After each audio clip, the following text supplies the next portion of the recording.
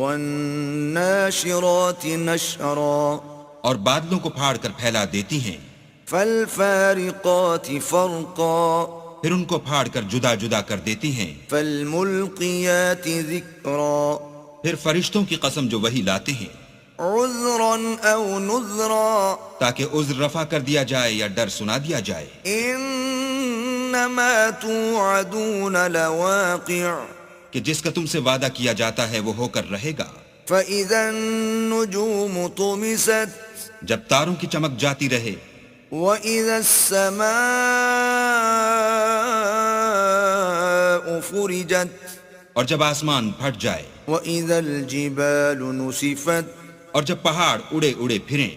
وَإِذَا الرُّسُلُ أُقِّتَتْ